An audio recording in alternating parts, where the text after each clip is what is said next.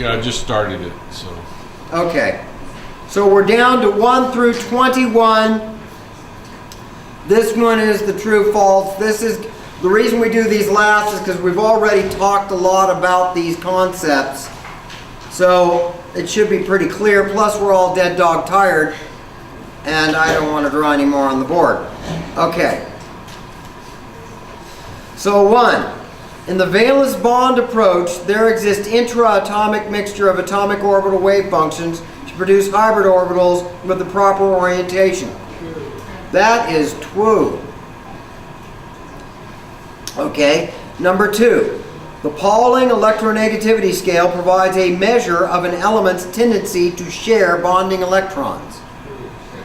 That again is true. Number 3. In oxygen, the repulsive interactions between the sigma 2s orbital electrons and the sigma 2pz orbital electrons drives the sigma 2pz energy above the pi 2p energy. That is false. Because oxygen's where the opposite occurs. That would be true in nitrogen. This is a subtlety. But the reason we discuss this, that's why I cover these questions last. We've discussed that point. I think we beat it almost to death doing the other problems. But it's something that comes with the repetition, you'll see it. So that one is ever loving false. Okay, number 4. There is interatomic mixture of atomic orbital wave functions to produce molecular orbitals. Yes, true. The distinction between the valence bond approach and the molecular orbital approach lies there. With valence bond, there's intra-atomic mixture of atomic orbital wave function to produce hybrid orbitals. With molecular orbitals,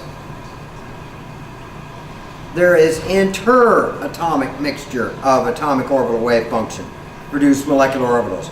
So number 4 is true. Yes, it's interatomic mixture. Okay. Number 5. The molecular geometry is always the same as the electron pair geometry. That's obviously false. Number 6.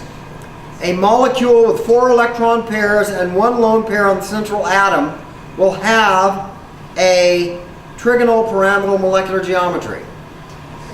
That's in general true, yes. We've seen several examples. Number 7. Electronegativity increases with decreasing atomic size. That is true. Okay, number 8. A double bond is treated as 1 electron pair when determining the electron pair geometry. You betcha. Number 9. The valence bond model, in the valence bond model, all the molecules are diamagnetic. No, that's true. Because in the valence bond model, we are forming bonds pairwise between atoms. In other words, I take 2 atoms and I have an unpaired electron presented in one atom pairing up with an electron in another atom in the valence bond. So the valence bond is really unrevealing. Now I'm going to have to go to the board. But for example,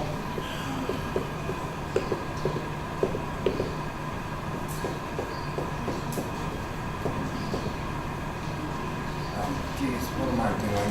Yeah, there's something's not right.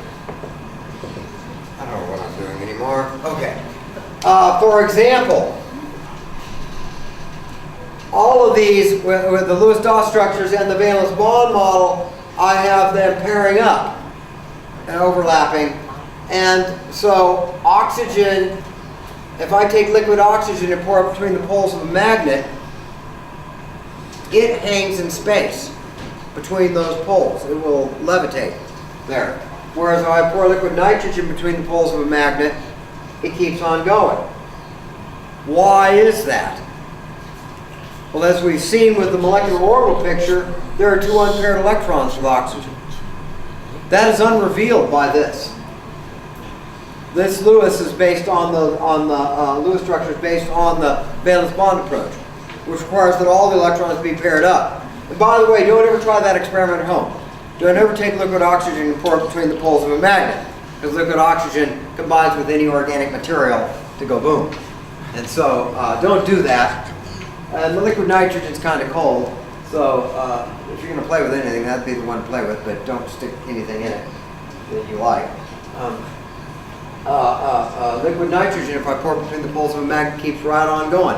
As we've seen in the molecular orbital picture, there are no unpaired electrons with liquid nitrogen.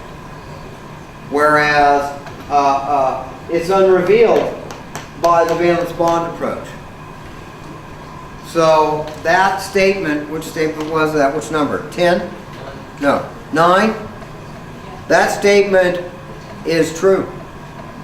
All molecules of the valence bond approach are diamagnetic. Okay, I suppose if you were talking about an odd electron species, but we didn't get too far into that. Yeah, I would say that's true based on what we've done. Number 10. All molecules with polar covalent bonds are polar molecules. Very false. Why? What is it that requires or is required for that to occur? For the way the dipoles align due to the molecular geometry is required for a permanent dipole. In fact, I might strike this one with the valence bond, all molecules are diamagnetic, but with another guise I'll revisit that question. Number 11. An atom with trigonal bipyramidal E-pair geometry must have sp3d hybridization. True. Number 12. The bond order of the O2 plus cation is higher than the bond order of the O2 molecule. Actually, it's true. Why? What's the highest lying orbital? Is it a bonding or anti-bonding orbital? It's an anti-bonding orbital if I remove that outermost electron. So that means I'm going to increase the bond order because I'm removing an anti-bonding electron. What would, if it was nitrogen, what would happen? The N2 cation. What would happen? It would decrease because I'm removing a bonding electron. Okay. Okay, now number 13, we're almost done. The valence orbitals within an atom mix together to produce hybrid orbitals with a geometric orientation that minimizes the repulsion between the electron pairs that occupy the orbitals. That was a mouthful. I got to read it a second time. Okay, mixed together to produce hybrid orbitals with geometric. Yes, absolutely. It's another way of saying the valence shell electron pair repulsion considerations dictate the E-pair geometry. And that is true. But not, okay. That is a very good one. That gives me a headache thinking about it. Okay. Number 14. If an electron is removed from an anti-bonding orbital, the bond order is reduced in the resulting molecular ion. If an electron is number 14. If an electron is removed from an anti-bonding orbital, the bonding order is reduced in the resulting molecular ion. That is confusing, but it's also false. Yeah. It's sort of a restatement of the point made earlier with oxygen and nitrogen. If I remove a bonding electron, then I reduce the bond order. If I remove an anti-bonding electron, then I increase the bond order. So we beat that poor dead horse to death in this particular test. Okay, here's another one. With boron B2 through C2, the repulsive interactions between the sigma 2s orbital electrons and the sigma 2pz orbital electrons drives the sigma 2pz energy above the pi 2p energy. That is true. It's very true. We beat that particular horse to death today as well. Okay? Number 16. The magnetic properties of molecules can be explained with the valence bond model. That is absolutely false, as we've already seen, sort of, a lot today.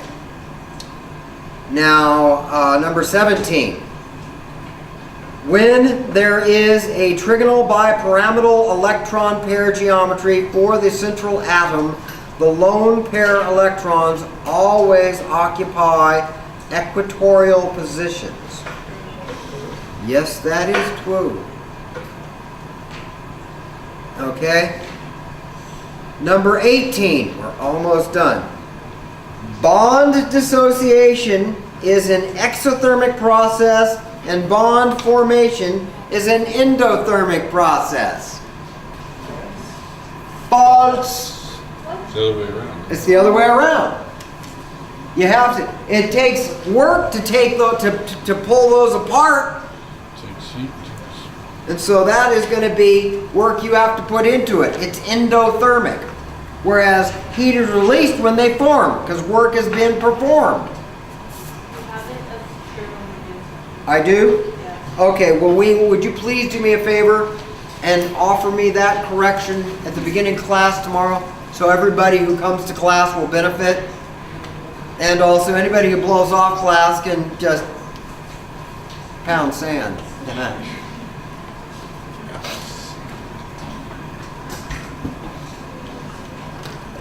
I'm getting dingy. Okay. Number 20? Next to the last question. Oh, I jumped ahead. Number 19. An atom with 5 electron pairs will have square pyramidal electron pair geometry. That is false. What will it have? Trigonal what? Trigonal bipyramidal. Thank you. Now 20. With the Lewis dot model, electrons are shared in a way that provides a stable, closed shell electronic configuration for each atom in a molecule. That is so true. And last, number 21. Bond strength increases as bond length decreases.